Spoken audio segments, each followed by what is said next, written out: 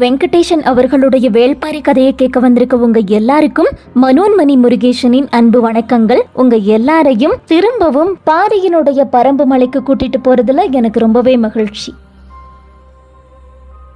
அரண்மனையில ஹிப்பாலஸும் உதயஞ்சேரலும் பேசிட்டு இருக்காங்க. அப்ப உதயஞ்சேரல் இறுதியா சொல்றாரு, குலசேகர பாண்டியன் சரியா திட்டமிடக்கூடியவனா இருந்தா பாரியோட முடிவை தீர்மானிப்பவனா மையூர்களார மாற்ற முடியும் அப்படின்னு சொல்றாரு. இதுவரைக்கும் போன பகுதியில பார்த்தோம். இதுக்கப்புறம் என்னாச்சு அப்படிங்கிறத இந்த பகுதியில பார்க்கலாம். பாண்டியர்களுடைய அரண்மனையில 3 வகையான திட்டங்களை முன்வைக்கிறாரு கருங்கைவாணன்.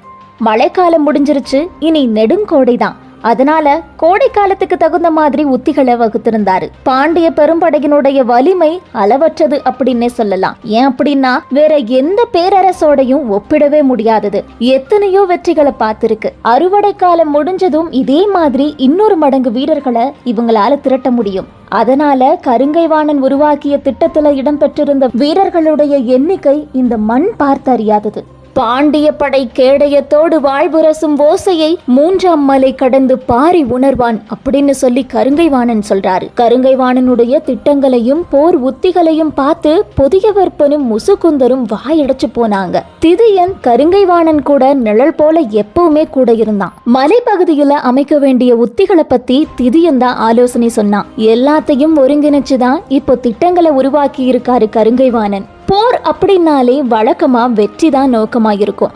ஆனா இந்த போர்ல அதையும் கடந்த நோக்கங்கள் நிறையவே இருந்துச்சு. ஆறா பகைய தீர்த்துக்கணும் அப்படிங்கிறது தான் இந்த போரோட தேவையா இருந்துச்சு. வாழ்க்கையில இதுவரைக்கும் அடையாத அவமானத்தை அடைந்தவனா கூனி குறுகி போயிருந்தாரு கருங்கைவாணன். அவர் வழி நடத்திய ஒரு போர்ல கூட பாண்டியர் படை தோல்வியை சந்திச்சதே கிடையாது.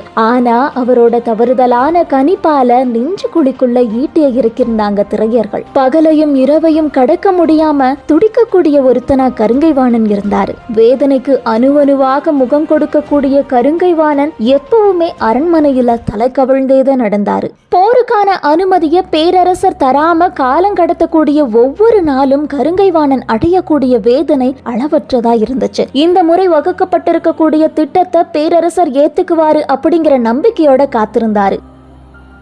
நேத்து ரொம்ப நேரமா வைகையினுடைய தென்துறை நிலை மாடத்துல இருந்த பேரரசர் அதுக்கப்புறம் யாரையுமே சந்திக்கவே இல்லை. காலையில அவரோட வருகைக்காக இளவரசனும் முசுகுந்தரும் கருங்கைவாணனும் காத்திருந்தாங்க. ரொம்ப நேரத்துக்கு அப்புறமா பேரரசர் வராரு. அவரோட முகத்தை மகிழ்வோடு எதிர்கொள்ள இன்னும் யாருக்குமே துணிவு வரல அப்படின்னு தான் சொல்லணும். பேரரசர் வராரு அப்படின்னு தெரிஞ்சதும் தலை குனிஞ்ச எல்லாரும் நிமிர்றதுக்கு ரொம்ப நேரமாச்சு. கருங்கைவாணன் போருக்கான 3 விதமான திட்டங்களையும் எடுத்து சொன்னாரு. தோல் மடிப்புகளை ஒவ்வொன்னா விரிச்சு படை நகர்வுகளையும் தாக்குதலையும் ரொம்ப நிதானத்தோட சொல்லிட்டு இருந்தாரு. ஆனா பேரரசர் கவனமா கேக்குற மாதிரி கூட காட்டிக்கல. அவரோட கண்ணசிவுகள் எல்லாத்தையும் எளிதில் கடந்து போய்கிட்டே இருந்துச்சு. யாராலையுமே பேரரசரை புரிஞ்சுக்கவே முடியல. அவர் எதிர்பார்ப்பு தான் என்ன அப்படிங்கிறதும் யாருக்குமே புரியாததா இருந்துச்சு. பேரரசர் அடுத்த வேலைக்காக அவைய விட்டு வெளியே போனப்போ கருங்கைவாணனும் புதியவர்ப்பனும் கூனி குறுகி போனாங்க. முசுகுந்தர் கலங்கிய முகத்தோட அவருக்கு பின்னால போய்கிட்டு இருந்தாரு. பின்னாடி போன முசுகுந்தர் வேகமா நடந்து அவரை அணுகவும் முடியாம மிகவும் பின்தங்கியும் விடாம நடந்துகிட்டு இருந்தாரு. அதாவது பேரரசருக்கு பின்னாடி அமைச்சர் நடந்து வராரு அப்படிங்கிறத பேரரசர் உணரக்கூடிய நிலையில வந்துகிட்டு இருந்தாரு. முசுகுந்தருடைய மனம் பேரரசரை புரிஞ்சுக்கிறதுக்கு இடைவிடாம முயற்சி செஞ்சுக்கிட்டே இருந்துச்சு. வைப்பூர்ல நிகழ்த்தப்பட்ட தாக்குதலால பாண்டிய நாட்டினுடைய புகழ்ல நிரந்தரமான கரை விழுந்துருச்சு அப்படின்னு எல்லாரும் பேசுறாங்க. அதை செய்தவர்களை அழித்தொழித்தால் மட்டும்தான் இந்த கரையை அகற்ற முடியும். பேரரசினுடைய புகழை நிலைநாட்டவும் முடியும். ஆனா பேரரசர் ஏன் தாக்குதலுக்கான அனுமதியை கொடுக்க மறுக்கிறார் அப்படின்னு சொல்லி முசுகுந்தர் யோசிச்சுக்கிட்டே பின்னாடி நடந்து போறாரு. வைப்பூர் துறைமுகத்தை புதுப்பிக்கக்கூடிய பணிய உடனடியா செய்யணும், முன்னவிட பெருந்துறைமுகமா அதை வடிவமைக்க வேண்டும் அப்படின்னு வெள்ளிக்கொண்டார் கேட்டதுக்கும் பேரரசர் அனுமதி வழங்கவே இல்லை. பேரரசனுடைய வலிமை அப்படிங்கிறது அழிக்கப்பட்ட ஒன்ன அதை விட பல மடங்கு சிறப்போடு கட்டி எழுப்புறதுல தான் இருக்கு. துறைமுகம் அப்படிங்கிறது செல்வத்தினுடைய கண்ணா இருக்கு. நாம அதை விரைந்து செப்பனிடணும் அப்படின்னு சொல்லி வெள்ளிக்கொண்டாரும் கேட்டுக்கிட்டாரு. ஆனா எரிச்சவனை அழிக்காம எரிக்கப்பட்ட பொருளை திரும்பவும் அலங்கரிக்க நினைப்பது அவமானம் அப்படின்னு பேரரசர் சொல்லி இருக்காரு. அப்படின்னா பாரிய வீழ்த்திட்டு தான் வைப்பூரை புதுப்பிக்க கூடிய வேலையை செய்யக்கூடிய முடிவோட இருக்கார் அப்படிங்கிறது அப்படிங்கிறது புரியுது. அப்புறம் ஏன் படையெடுப்புக்கான எந்தவித அனுமதியும் கொடுக்க மறுக்கிறார் அப்படிங்கிறத புரிஞ்சுக்க முடியாம முசுகுந்தர் மனம் தவிச்சுக்கிட்டே இருந்துச்சு. பேரரசர் சித்திரக்கால் மண்டபத்துக்குள்ள நுழைகிறாரு. குழம்பிய மனதோடு அவருக்கு பின்னாடியே முசுகுந்தர் போறாரு. அரசரை பாக்குறதுக்கு அனுமதி கேட்டு பணியாளனை உள்ள அனுப்புறாரு. காரணம் புரியாத திகைப்பிலும் குழப்பத்திலும் இருந்தும் முசுகுந்தர் மீளவே இல்ல. உத்தரவுக்கு கட்டுப்பட்டு ரொம்ப நேரம் காத்திருந்தாரு. பேரரசருடைய அழைப்பை பணியாளன் வந்து சொல்றாரு. உள்ள போறாரு முசுகுந்தர். பேரரசரை பார்த்துட்டு கொஞ்சம் பேர் வெளியே போனாங்க. அவங்க யாரு அப்படின்னு முசுகுந்தரால தெரிஞ்சுக்கவே முடியல. யாராக இருக்கும் அப்படின்ற சிந்தனையிலேயே பேரரசருக்கு முன்னாடி வந்து நிக்கிறாரு. வந்து நின்ன நிமிஷத்துல பேரரசர் கேட்கிறாரு, நாம் செய்த பிழை என்ன அமைச்சரே அப்படின்னு சொல்லி. அழுத்தி கொண்டிருந்த கட்டி வெடிச்ச மாதிரி இருந்துச்சு முசுகுந்தருக்கு. இந்த கேள்விய கூட இத்தனை நாள் அவர் கேட்கவே இல்லை. வாழ்க்கை முழுவதும் சந்தித்திராத அவமானத்தை இந்த காலத்துல தான் முசுகுந்தர் சந்திச்சிருந்தாரு. வைப்பூரினுடைய அழிவுக்கு அப்புறமா ஒரு கேள்வி கூட அவர் கேட்கவே இல்லை. அந்த பெரும் அழிவை நேர்ல பார்த்தது முசுகுந்தர் மட்டும்தான். எதையுமே கேட்க மறுத்ததன் மூலம் உருவான நிராகரிப்ப அவரால் தாங்கிக்கவே முடியல. இப்பவாது கேட்டாரே அப்படின்னு கொஞ்சம் ஆறுதலோட சொல்றாரு. தெய்வாங்க கொண்டு வந்தவங்க எல்லாரும் திரையர்கள் தானா அப்படிங்கிறத நாம சோதிக்காம விட்டுட்டோம். இல்ல, திரையர்கள் வீழ்ந்து விட்டார்கள் அப்படின்னு கருங்கைவாணன் சொன்னதை நாம நம்புனதுதான் காரணம். பேரரசரோட எண்ணம் எவ்வளவு உள்ளோடியதா இருக்கு அப்படிங்கிறத நல்லா தெரிஞ்சுக்கிட்ட முசுகுந்தரே முதல் கேள்வியிலேயே மூச்சு முட்ட நின்னாரு. அப்போ பேரரசர் சொன்னாரு, படை வீரர்கள் தோத்துட்டாங்க அப்படின்னா வீழ்ந்துருவாங்க. ஆனா குலம் காக்கக்கூடிய போராளிகள் ஒருபோதும் வீழவே மாட்டாங்க. கடைசி நிமிஷத்துல கூட வெகுண்டு எழுவாங்க. பேரரசரினுடைய சொல் முசுகுந்தருக்கு எந்த சொல்லையும் விட்டு வைக்கவில்லை. அப்ப பேரரசர் சொன்னாரு, வெற்றி அப்படிங்கிறது போர் வீரர்களாலும் போர் உத்திகளாலும் நிகழ்வது அப்படின்னு நம்புறவன் கருங்கைவாணன் இல்ல. இறுதியா அது கனிவது எதிரி தரக்கூடிய வாய்ப்புலதான். எதிரியையே நம்மால கணிக்க முடியாத போது அவன் தரக்கூடிய வாய்ப்பை நம்மளால எப்படி தெரிஞ்சுக்க முடியும்? இதெல்லாம் கேட்டுக்கிட்டு இருந்த முசுகுந்தர் பேச்சை இழந்து நின்னாரு. போர் அப்படிங்கிறது எதிரியின் மீது தொடுக்கக்கூடிய ஒரு ஆயுதம் தான். அதே மாதிரி வலிமையுடைய வேறு பல ஆயுதங்களும் இருக்கு.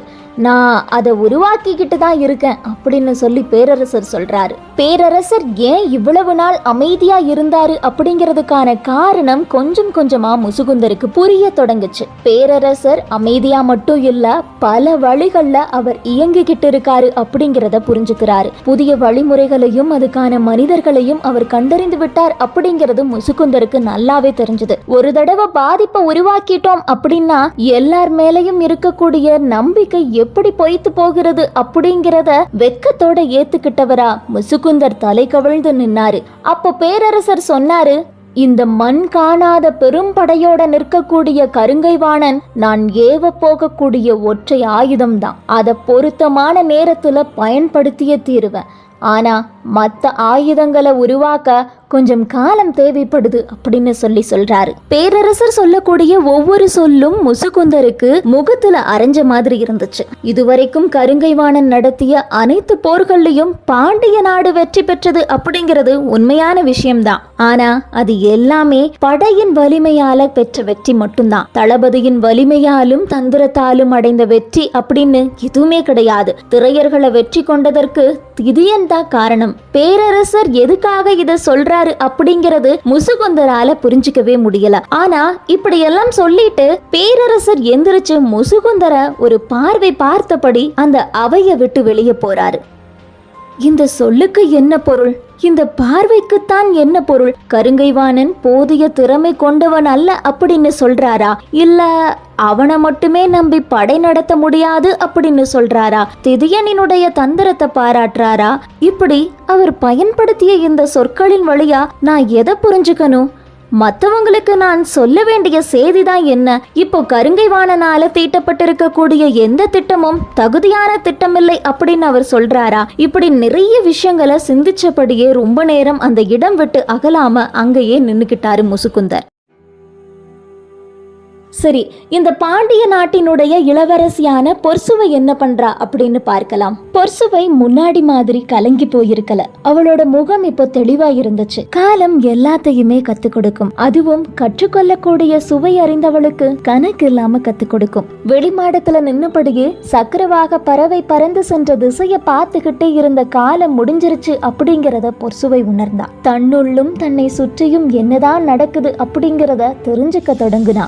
வைப்பூர்ல நெருப்பு பற்றிய செய்தி வந்தப்போ அரண்மனையே அதிர்ச்சியில உறைஞ்சு போயிருந்தது. ஆனா பொர்சுவை அதிர்ச்சி அடையவே இல்ல. நெருப்பினும் கொடும் அழிவை அகவாழ்வுல கண்ட ஒருத்திக்கு நெருப்பின் சூடு புதுசா தாக்க என்ன இருக்கு? மூழ்கிய கலங்களை பத்தியும் மிதந்த சாம்பலை பத்தியும் நாட்கணக்குல அரண்மனையில பேசிக்கிட்டே இருந்தாங்க. அதுக்கு வெகு நாட்களுக்கு முன்பிருந்தே அவ அதைத்தான் பார்த்துக்கிட்டு இருந்தா. ஏறக்குறைய அவளோட எல்லா கனவுகளுக்கும் அதுதான் நிகழ்ந்துச்சு. வைப்பூருக்காவது வைகை மிஞ்சிச்சு. ஆனா பொர்சுவைக்கு எதுவுமே மிஞ்சல. துயரம் தன்னுள் மட்டும் கிடையாது, அரண்மனையின் வெளி முழுவதும் பரவி இருக்கு அப்படிங்கிறத பொர்சுவை அப்பதான் உணர்ந்தா. குலசேகர பாண்டியனும் பொதிய வெப்பனும் சூழ்கடல் முதுவனும் ஒரு சேர மனமுடிந்து கிடக்கிறதா கேள்விப்படுறா. மேல் மாடத்துல உட்கார்ந்திருந்த அவளை வைகையின் இளங்காற்று தழுவி கடந்துச்சு. நெருப்பும் துயரமும் தன்னை நோக்கி வர மறுப்பதை அறிந்த போது வைகை நெருக்கமாக இருப்பதா உணர்ந்தா. அழிவு அப்படிங்கிறது நீக்க மர நிகழ்ந்துருச்சு.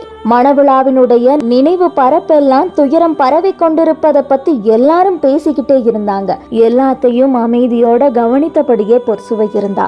நீண்ட தனிமை அவளுக்கு தேவைப்பட்டுச்சு. தனித்திருத்தல் அவளுடைய இயல்புக்கு முற்றிலும் மாறானது. ஆனாலும் அந்த தனிமை பொர்சுவைக்கு ரொம்பவே தேவைப்பட்டுச்சு. ரொம்ப நாளா சுகமதி கூடவும் பேசவே இல்லை. பல மாதங்களுக்கு பிறகு இப்பதான் சுகமதியை கூட்டிட்டு வர சொல்லி பொர்சுவை ஆள் அனுப்பியிருந்தா. ரொம்ப நேரம் கழிச்சு சுகமதி உள்ள வரா. கார்கால பள்ளியறையில இருந்து வேணிற்கால பள்ளியறைக்கு இளவரசி மாற போறதால இங்க இருந்து அங்க எடுத்துட்டு போக வேண்டிய பொருட்களை பணிப்பெண்கள் எடுத்துக்கிட்டு இருந்தாங்க. சுகமதி வந்த செய்திய பொர்சுவைக்கு சொல்லப்படுது. உள்ள இருந்த பொர்சுவை மாளிகையினுடைய நடுமண்டபத்துக்கு வரா. வேலை செஞ்சுக்கிட்டு இருந்த பணிப்பெண்கள் அந்த இடத்தை விட்டு வெளியே போறாங்க. நடுவுல இருந்த பெருங்கட்டல்ல பட்டுமத்தி படுக்கையின் மீது செந்நிற பட்டால வடிவமைக்கப்பட்டிருந்த எளிமையில் போர்வை ஒழுங்கற்ற மடிப்போட கிடந்துச்சு. அதை பார்த்துக்கிட்டு இருந்த சுகமதியின் கண்கள் சட்டன திரும்பி உள்நுழையக்கூடிய பொர்சுவைய பார்த்துச்சு. பார்த்த நிமிஷத்துல இயல்பான பேச்சு தொடங்குச்சு. பணிப்பெண்கள் பொருட்கள் எடுத்துட்டு போறதையே பார்த்துக்கிட்டு இருந்த சுகமதி கிட்ட பொர்சுவை சொன்னா, கார்காலம் முடிஞ்சிருச்சு. அதனால வேணிற்கால பள்ளியறைக்கு இளவரசி இடம் பெயர்வது அரண்மனை வழக்கமாம். அதுக்கான வேலைகள் நடந்துகிட்டு இருக்கு சுகமதி. கொஞ்சம் மெல்லிய குரல்ல, எல்லாம் வழக்கப்படிதான் நடக்குதா இளவரசி அப்படின்னு கேட்டபடி இடப்புறமா திரும்பி அந்த ஒழுங்கற்ற போர்வைய பாக்குறா. அசட்டு சிரிப்போட பொர்சுவை சொன்னா, நானும் உன்ன மாதிரி தான் நினைச்சேன் சுகமதி. இதே கேள்விய எனக்குள்ள நானும் கேட்டுக்கிட்டேன். எல்லாம் வழக்கப்படி நடக்குதா? அப்படி நடக்கலையே அப்படின்னு முடிவு பண்ணி உள்ளுக்குள்ள மகிழ்ச்சியா இருந்த. ஆனா காலம் தாழ்த்தி தான் உணர்ந்த, எல்லாமே வழக்கப்படிதான் நடக்குது சுகமதி. சுகமதி கேட்டதன் பொருள் கொஞ்சம் வெளிப்படையாகத்தான் இருந்துச்சு. ஆனா பொர்சுவை சொல்வதற்குள் என்ன பொருள் இருக்கு அப்படிங்கிறது அவளால புரிஞ்சுக்கவே முடியல. சரி, வெளிப்படையாவே கேட்டுருவோம் அப்படின்னு சுகமதிக்கு தோணுது. படுக்கைக்கு பக்கத்துல வந்தவ எளிமையர் போர்வையை மெல்ல தொட்டு பார்த்தபடியே, இந்த போர்வை உங்கள் இருவரின் உடல்களை உணர்ந்ததா இளவரசி? அதை நீ அறிய வேண்டாம் சுகமதி. என்னை போல நீயும் சிக்கிக்கொள்ள நேரிடும். பழைய சுகமதி அப்படின்னா தலை கவிழ்ந்து சொற்களை உள்வாங்கி நிதானமா அடுத்த வினாவை கேட்டிருப்பா. ஆனா இப்ப அப்படி கிடையாது. கவிழ்ந்த தலைய சட்டுன்னு நிமித்தி கேட்டா, உண்மையில் நீங்கள் யாரிடம் சிக்கி கொண்டுள்ளீர்கள் இளவரசி? காதலனிடமா இல்லை பொதிய வெப்பனிடமா? இல்லை சுகமதி, பெண் ஒருபோதும் ஆணிடம் சிக்கிக் கொள்ள மாட்டாள். அவள் சிக்கிக் கொள்வது அவளிடம் மட்டும்தான் அப்படின்னு கணநேர இடைவெளி இல்லாம சொற்களை எரிந்துவிட்டு நடந்தா பொர்சுவை. சுகமதிக்கு எதிர்பாராத பதிலாயிருந்துச்சு.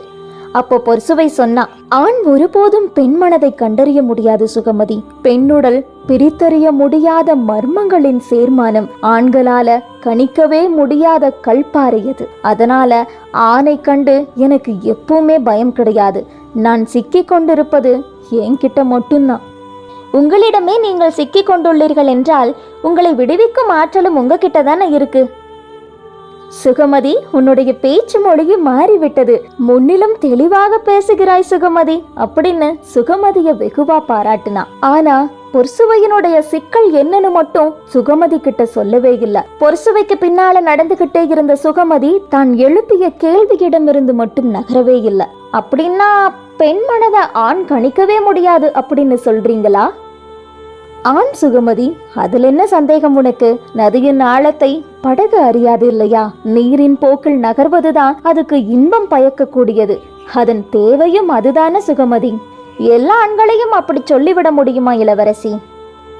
ஆண் அப்படிங்கிற வடிவத்துக்கு விதிவிலக்குகள் கிடையாது சுகமதி.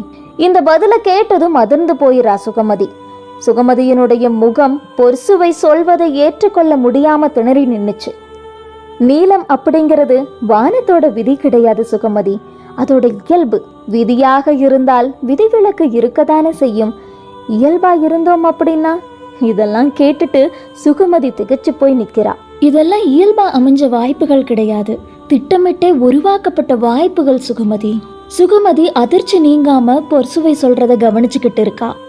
மணவிழா காலத்திலையும் மணவிழா முடிஞ்சதுக்கு அப்புறமும் இளவரசர் நாட்டிய பெண் நீலவல்லியோட மட்டும்தான் இருந்தாரு. அந்த சமயத்துல இளவரசர் என் பக்கத்துல வராதது என்னுடைய தேவையாகவும் இருந்துச்சு. அதனால அந்த நாட்களை என்னோட விருப்ப நாட்களை அமைச்சுக்கிட்டேன். நான் நானா இருக்கிறதால கிடைக்கக்கூடிய இன்பம் பறிக்கப்படாமல் இருந்தா மகிழ்ச்சி தானே சுகமதி. அந்த மகிழ்ச்சி எனக்கு எல்லை இல்லாம கிடைச்சது. ஆனாலும் உள்ளுக்குள்ள ஒரு பயம் உருவாகியபடியே இருந்துச்சு. எல்லாவற்றுக்கும் விதி செய்துள்ள இந்த பேரரசில் இதற்கு மட்டும் விதியின்றி இருக்காதே, விதியை மீறி செயல்பட வாய்ப்பில்லையே அப்படின்னு எனக்கு தோணுச்சு. கொஞ்சம் கொஞ்சமா எல்லார்கிட்டையும் நான் விசாரிச்சேன். அரண்மனை மாதிரி உண்மைகள் எளிதில் ஒழுகுமிடம் வேற ஏதாவது இருக்கா சுகமதி? முழு உண்மையும் எனக்கு தெரிஞ்சது. பொர்சுவை என்ன சொல்ல வரா அப்படிங்கிறத திகைப்போட கவனிச்சுக்கிட்டு இருந்தா சுகமதி. இளவரசனுக்கு மனைவி மீது காதல் கூடாதான், அது நாணத்தக்க நடத்தைன்னு சொல்றாங்க. காதல் மரியாதையை உருவாக்கும், மரியாதை பணிவை உருவாக்கும். மனைவி கிட்ட பணிவது போல இழி செயல் இன்னொன்னு இல்லல்ல. மனைவியினுடைய அன்புக்கும் அழகுக்கும் பணிவது ஆண்மை இல்லையாமா சுகமதி? மனைவி மீது மோகம் கொள்ளுதல் அரச நடவடிக்கையிலிருந்து அவனுடைய சிந்தனைய மாத்துமாமா. இது எல்லாம் தான் இளவரசனினுடைய அகவாழ்வு பத்தி அரண்மனையில உருவாக்கப்பட்டிருக்க விதிகள். ஆனா காமத்தை விதிகளால கட்டுப்படுத்த முடியாது அப்படிங்கிறது அவங்களுக்கு தெரியும். அதனாலதான் காமத்தை வச்சே அதை ஒழுங்குபடுத்த விதி அமைச்சுக்கிட்டாங்க. எலிமயிர் போர்வைய கொஞ்சமா விலக்கி மெத்தையில அமர்ந்து தலையணையில சாஞ்சபடியே சுகமதிய பாக்குறா பொர்சுவை. அடுத்து சொல்ல போகும் சொல்ல நோக்கியபடி காத்திருக்கா சுகமதி. பொர்சுவை சொல்றா, வழக்கமான வடிவுடைய பெண்ணாக இருந்தாலே மனம் செய்ய போகும் இளவரசன் அவளின் மீது காதல் கொண்டு விடக்கூடாது அப்படிங்கறதுல கவனமா இருக்கக்கூடியது இந்த அரச குலம். அதுவும் பேரழகு கொண்ட ஒருத்திய மணப்பெண்ணா தேர்வு செஞ்சா எவ்வளவு கவனமா இருக்கும். என்னுடைய வாழ்க்கையிலும் அதுதான் நடந்தது சுகமதி. மணப்பெண்ணா என்ன தேர்வு செஞ்சதுமே முடிவு செஞ்சிருக்காங்க. இவ்வளவு அறிவும் அழகும் படைத்த ஒருத்தியிடம் இளவரசன் எந்த காரணம் கொண்டும் மயங்கிவிடக் கூடாது அப்படின்னு. அதனால என்னை விட அழகு வாய்ந்த ஒருத்திய தேடத் தொடங்கி இருக்காங்க. அழகு கலையின் பேரழகி அப்படின்னு சொல்லப்படக்கூடிய வேணாட்டு மங்கை நீலவல்லிய பார்த்திருக்காங்க. மணவிழாவுக்கு 3 நாட்களுக்கு முன்னாடிதான் ஒரு பெரிய விருந்துல நடன அரங்குல இளவரசரின் முன் அவளது அரங்கேற்றம் நிகழ்ந்துச்சு. கலையின் உச்ச சுழற்சியில காமத்தின் கனிய புதிய விற்பனுக்கு பரிமாறி இருக்கா நீலவல்லி.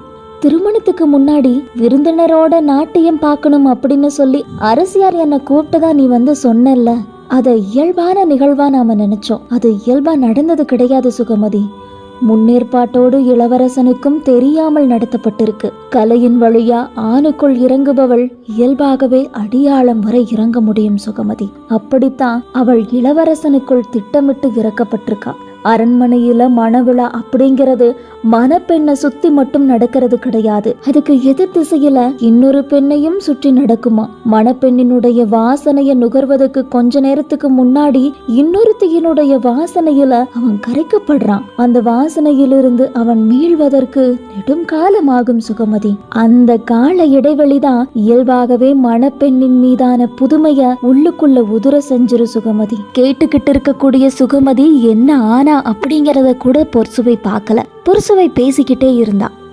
அதன் பொருள் நான் தேவைப்படவே இல்லை அப்படின்னு கிடையாது சுகமதி. எப்போது நான் தேவைப்பட வேண்டும் அப்படிங்கிறத இந்த அரசர் குலம்தான் முடிவு செய்யுது. கலங்கி போயிருந்த சுகமதி பொற்சுவையனுடைய பேச்சை உள்வாங்கக்கூடிய வலிமையற்று நின்னா. பொருத்தமான நேரத்துல என்ன பயன்படுத்தணும் அப்படின்னு சொல்லி உத்தரவிடப்பட்டதால கொஞ்ச நாளைக்கு முன்னாடி இளவரசர் இங்க வந்தார். என்ன நடந்துச்சு அப்படின்னு கேக்குறதுக்கு சுகமதிக்கு துணிவு வரல.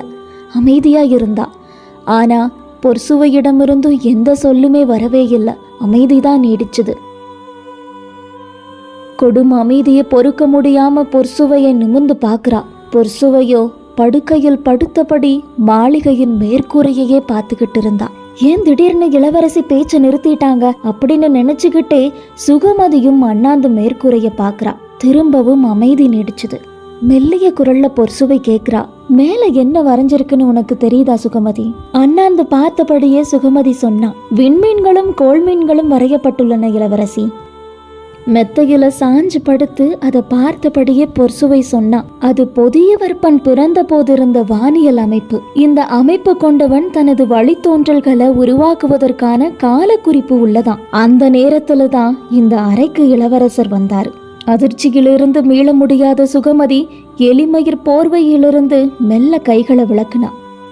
அசைவறிந்து அதை பார்த்தபடியே பொற்சுவை சொன்னா, உன்ன மாதிரி என்னால விலகிட முடியாது சுகமதி. பொற்சுவைக்கு கதற வேண்டும் போல தோணுச்சு. கட்டுப்படுத்த முயன்றாலும் கண்கள் பீரிட தொடங்குச்சு. வேட்டை விலங்க பார்த்து எந்த விலங்கும் அழுகிறது கிடையாது சுகமதி. வேட்டையினுடைய ஒரே விதி போராடுதல் மட்டும்தான். சொல்லிக்கிட்டே அந்த படுக்கையிலிருந்து எந்திரிச்சு உட்கார்றா பொற்சுவை. ஒரு நாள் நள்ளிரவுக்கு பிறகு திடீர்னு என்னுடைய அறைக்குள்ள அரண்மனையினுடைய முது பெண்கள் நுழைஞ்சாங்க. விளக்குகள் எல்லாமே ஏத்தப்பட்டுச்சு. ஆழ்ந்த தூக்கத்துல இருந்தனா திடீர்னு எந்திரிச்சேன். விளக்கொளியில என்னோட கண்ணெல்லாம் கூசுச்சு. என்னோட உடலை அவங்க சடங்கு பொருளாக்குனாங்க.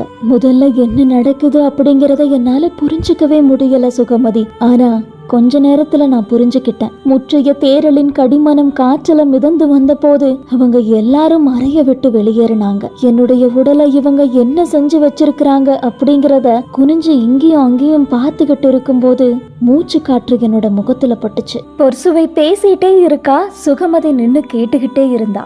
எவ்வளவு நேரம் தான் நின்னுட்டே இருப்ப சுகமதி?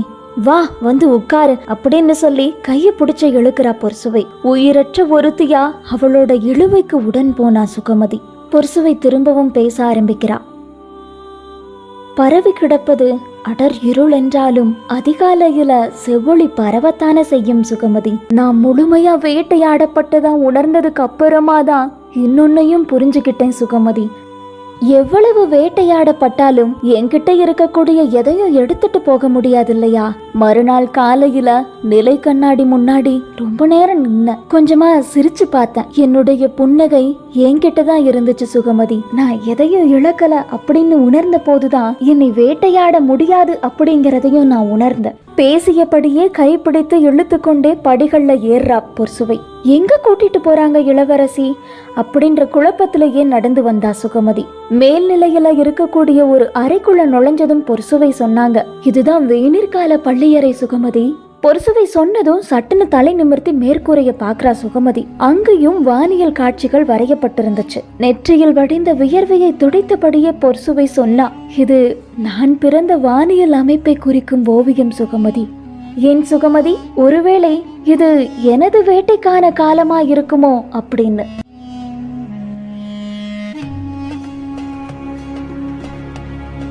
இதுக்கப்புறம் என்னாச்சு அப்படிங்கிறத அடுத்த பகுதியில தெரிஞ்சுக்கலாம். அதுவரை உங்களிடமிருந்து விடைபெறுவது பாண்டியர்களின் அரண்மனையிலிருந்து நான் மனோன்மணி முருகேசன்.